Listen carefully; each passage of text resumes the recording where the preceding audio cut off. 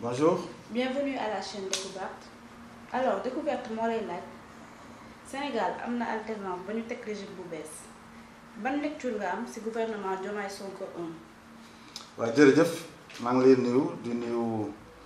auditeur internaute Découverte yëpp di leen ziar di nuyu sant yàlla julli ci Yonent bi sallallahu alayhi wa sallam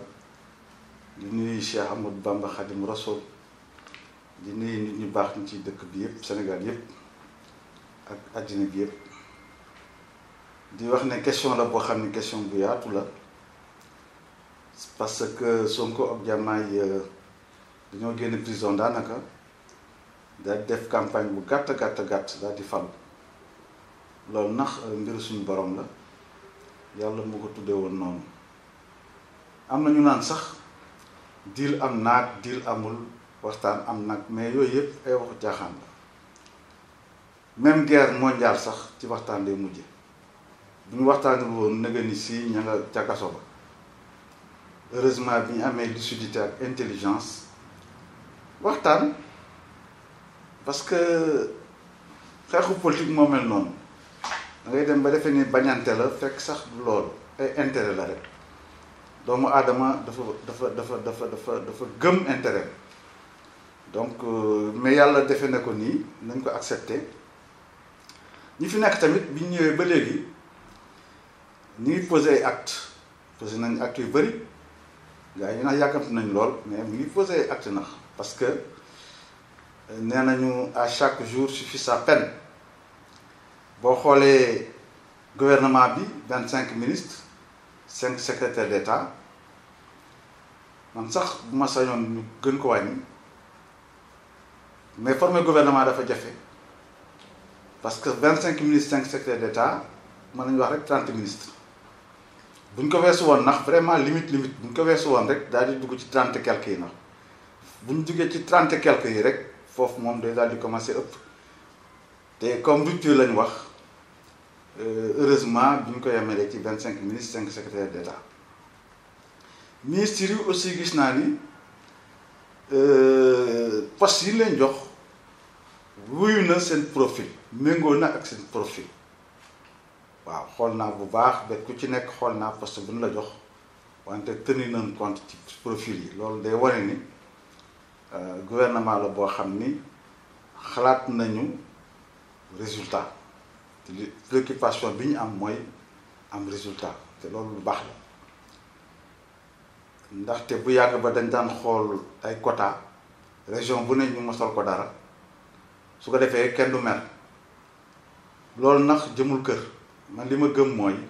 xam-xam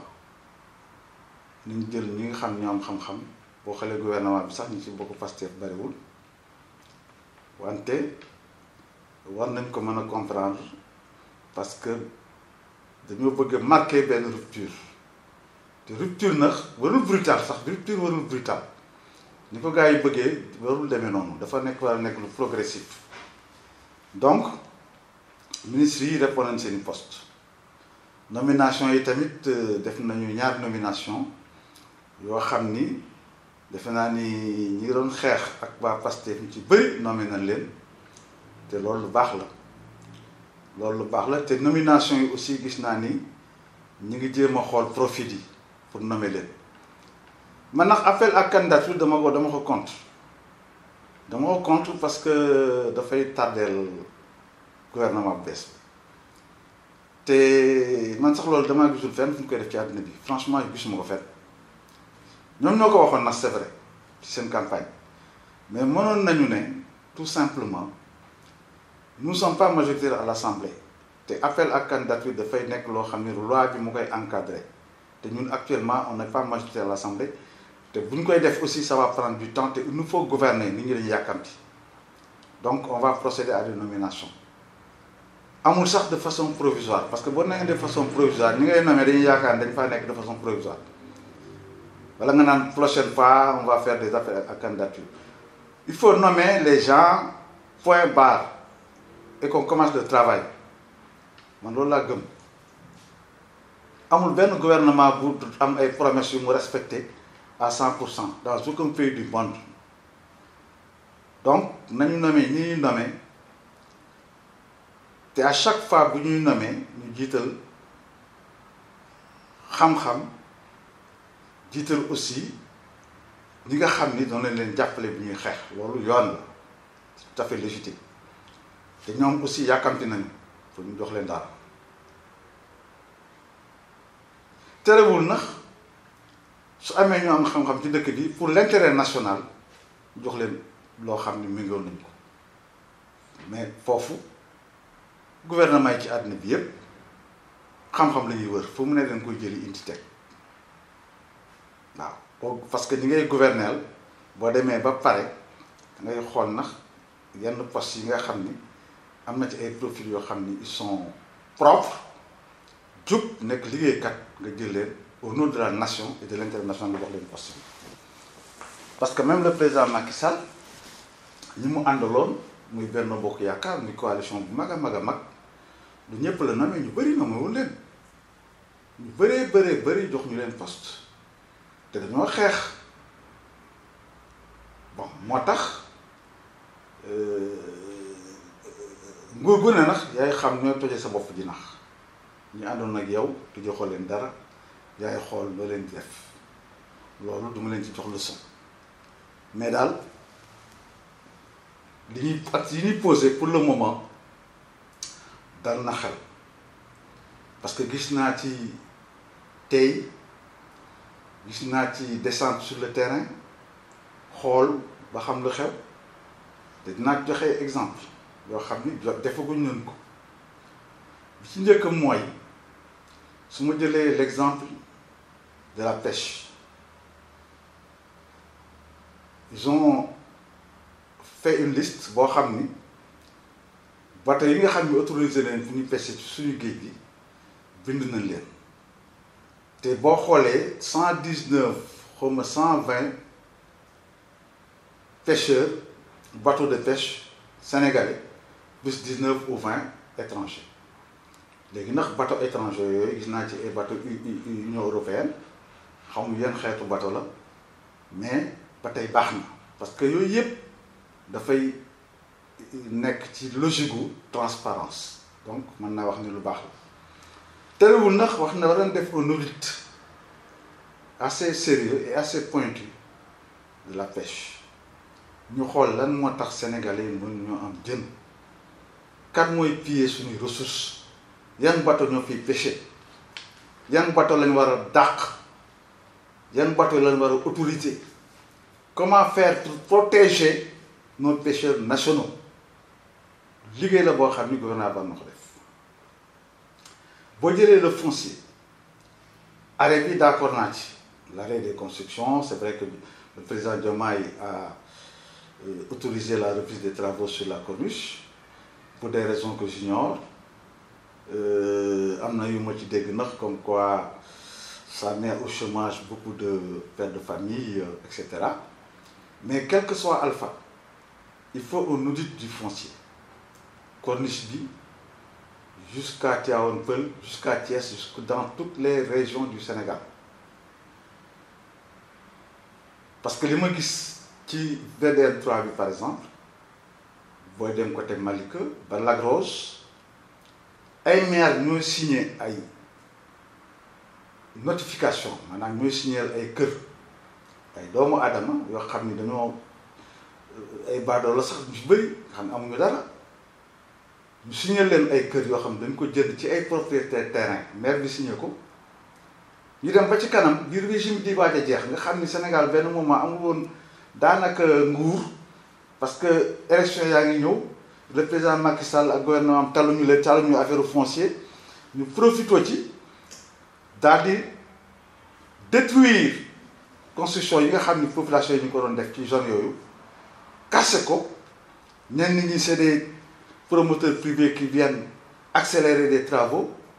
ñenn ñi c'est des maires qui ont signé des papiers pour les populations et qui reviennent dire que foofu sax ñoo ko moom d'ailleurs population yi moomatuñ ko dañ fay def zone touristique c'est le cas de Lac Rose benn localité bu ñuy wax Benno Ba Café loolu moo fa maire bi signé këyit yi moo ñëwaat daal di ne moom foofu et que président Macky Sall moo ko jox nga loolu yi fi caaxaan la nga signé say papier bu nu fi moo xew Malika aussi moo xew Malika moo tax il faut que le gouvernement arrête ses travaux, fasse l'audit du foncier de ces localités. Sama gis-gis nag man mooy quelle que soit la formule retenue bu ñu léser les populations locales parce que ñooñu fu ñu dëkk la ñuy wut kër gu ñu dëkk ak seen njaboot dañuy wut ñooñu waruñu leen léser. li xew Mbourkat tamit à Thiès gis nañ ko des hommes politiques se sont distribués ces terrains-là bien placés, c'est une forêt classée ñu déclassé ko ñuy ay hommes politiques proches du régime ñëw séddoo ko ku nekk am sa ñaata hectares ku ci nekk am sa 20 hectares 30 hectares loolu aussi vraiment on doit l'arrêter. On doit dire à ces gens-là que ceci ku ci def sa xaalis ñàkk nga ko parce que c'est pour la nation, c'est pour les populations thiessoises bu ñu jëlee xaalis suuf yooyu jox leen ko population yi fi ñuy dëkk Sénégal mooy dëkk boo xam ni à part la bourgeoisie ñi nga xam ne am nañ ay moyens la classe moyenne est très faible.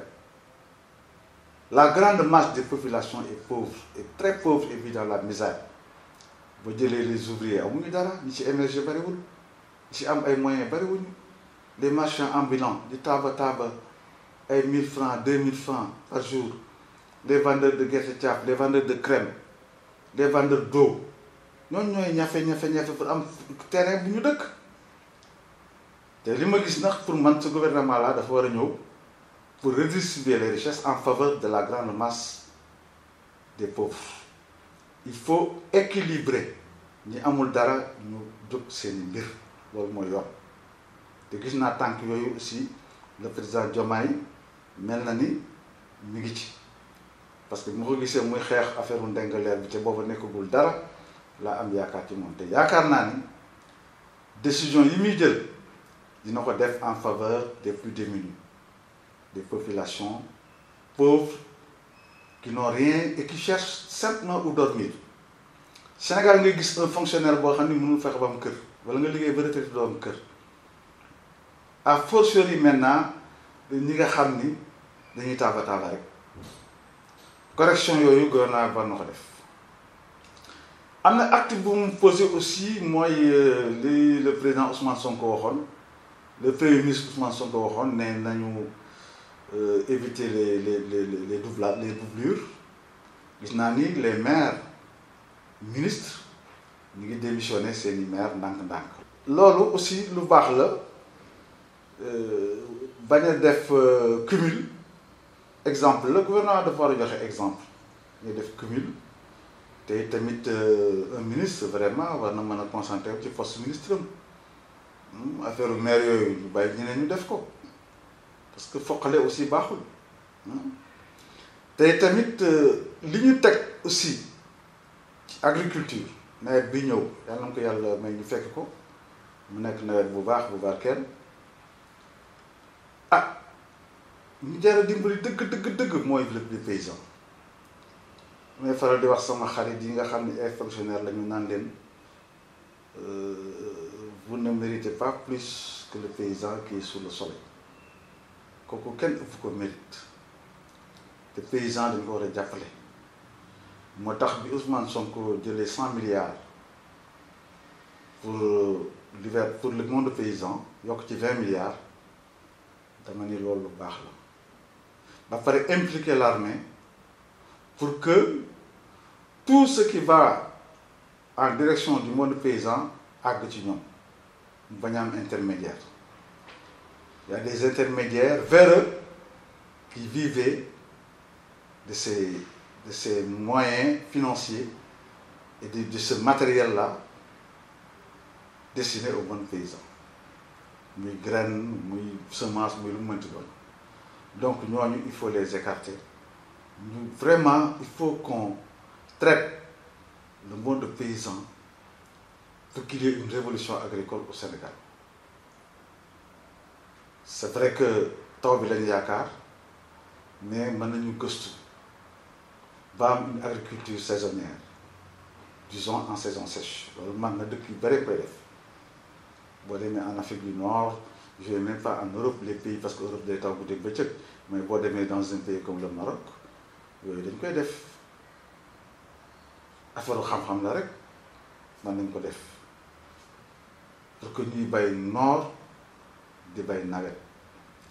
te ñu fonk les paysans ñu fonk le monde paysan ñu fonk les ñu fonk les éleveurs ñu fonk les agriculteurs ñu fonk les pêcheurs secteur primaire boobu ñoo yore économie dëkk ñu fonk leen ba pare xalaat industrialisation même s'il faut commencer par les PME ñu jéem ko def une politique de création de PME dooleel le secteur privé national protéger leen créer des champions nationaux loolu aussi lu baax la parce que loolu mooy tax jeunes yi am emploi parce que emploi des jeunes bu ñu ko deful rek defuñu dara loolu bataille la boo xam ni ko dëkk ci àddina bi duñ ko am moo tax le gouvernement Sonko Diomaye Sonko 1 doit tout faire pour diminuer considérablement le chômage des jeunes parce que jeunes yi jàppale na leen lool. gis naa aussi ay pratiques yu le président Diomaye def du point de vue du symbolisme lu baax la ak aéroport nee na jarul ñu koy jël si bon y a beaucoup de zèle quand le président voyage ou quand il vient yooyu neen nañ ko wàññi bon man daal vraiment sa vision des choses neex na ma parce que humilité ak modestie dafa baax lépp lu ñu mën a def day renvoyer des signaux d'humilité et de modestie aux populations lu baax la ni mu def aussi voyager au niveau de la sous-région dem Mauritanie dem Gambie dem Guinée-Bissau dem tey Côte d'Ivoire loolu d'accord naa ci c'est ça qu'on appelle les relations entre voisins les relations horizontales entre pays voisins loolu c'est des actes qui militent dans le sens de l'intégration africaine d'habitude suñu chef d'État yi bu ñu ñëwee rek hop c'est le nord les relations verticales entre la France l'Europe et l'Afrique loolu la ñu mës a gëm mais cette dynamique là il faut qu'on la casse pour renforcer les échanges interrégionaux ba mu dëgër am des relations de confiance des relations économiques avec nos voisins des relations de paix avec nos voisins terewul ndax ñu am ay relations à l'international avec des pays comme la France, l'Angleterre, l'Allemagne, les États-Unis d'Amérique, la Russie, la Chine, la Turquie, l'Arabie Saoudite ont des relations avec l'ensemble des pays du monde, l'Iran, pourquoi pas. Mais autant que nous renforcer les échanges au niveau de la sous-région. Et le président Diomaye Faye a un rôle extrêmement stratégique à jouer, vu que c'est un régime qui vient d'arriver et qu'on attend. Parce que fait qu'on a fait aussi une situation compliquée. Il y a la CEDEAO, mais il y a l'AES. L'AES, les États du Sahel, les États du Sahel, comme le Mali, le Niger, le Burkina, qui ont quitté la CEDEAO. Loolu, le président Diomaye, le président Alassane Ouattara, am nañu un rôle à jouer. Waruñu yam ci constater ce retrait-là ou cette dichotomie. War nañu am un rôle à jouer pour que les États africains de l'Ouest puissent s'entendre sur l'érection, en tout cas, d'une communauté sous-régionale qui implique l'ensemble des pays de la sous-région. La CEDEAO, on peut changer la CEDEAO. Hein. Bon, c'est pas parce que c'est des régimes putschistes qu'il faut les marginaliser. Il faut discuter avec eux. Je crois qu'il faut essayer de voir dans quelle mesure on peut aller vers un regroupement de l'ensemble de ces États-là au niveau de la sous-région. Bon, je pense maintenant que ce n'est pas impossible. Hein. Ce n'est pas parce que certains sont avec la Russie que c'est impossible. Non. Chaque pays est libre d'avoir ses relations avec qui il veut. Mais l'essentiel, c'est qu'on s'occupe de notre sous-région et que les gens discutent dans le cadre d'une organisation forte. Mais l'émiettement des regroupements ne milite pas en faveur, en tout cas, de la sous-région. Sur le parrainage, ma am lu ma ci teg pour faire mon dernier mot. Donc Sénégal dëkk la boo xam ni war nañ ko mën defar am nañu ay richesse yàlla fàttewuñu volonté politique nag bi ñu war a am pour exploiter richesse yooyu te bu ñu ko exploiter nañ fexe ba population yi yëg ci seen bopp loolu gouvernement bu ko def réussir nga cette mission. Nous savons aussi le peuple, et là je m'adresse au peuple sénégalais. Développement, peuple moo koy def. Le gouvernement aiguillonne, le gouvernement oriente, le gouvernement apporte les moyens, le gouvernement impulse vers une direction. Mais il faut que le peuple adhère. Il faut que le peuple ait un comportement patriotique. Ku nekk wane ni bëgg nga sa réew di def loo xam ni ku bëggul sa réew doo ko def ñu ànd jàppale gouvernement bi jàppale ñu pour ñu mën a am développement bi ñu bëgg parce que c'est le peuple qui est le moteur du développement nguur gu ñëw loo ay bu fekkee li ngay def amul adhésion populaire doo sori waaw boo ko laajee les pays l'histoire a montré des exemples. Nous avons l'exemple de Mao Zedong, nous avons l'exemple de Lénine, nous avons l'exemple de beaucoup de pays. C'est le peuple qui est le moteur du développement. Donc, Sénégalais, nous voulons que c'est un réew, nous savons l'intérêt général. S'il faut même faire des cours d'éducation civique pour que nous sachions réew mooy lan réew moo kër ñoo yam nit da nga war a bëgg sa kër bëgg sa quartier bëgg sa région sans verser dans le népotisme bien sûr bëgg sa réew loolu bu ñu ko defee rek yàlla mën naa def li ñu bëgg ñu am ko te ñu wàññi xew yi ak gaspillage bi ak yàq bi ak mumbaay bi te xam ni addina bi même dëkk yi am doole sax yàqatuñu te ñu jàppale gouvernement bii fi nekk yàlla may leen ndam maa ngi leen di sant di leen gërëm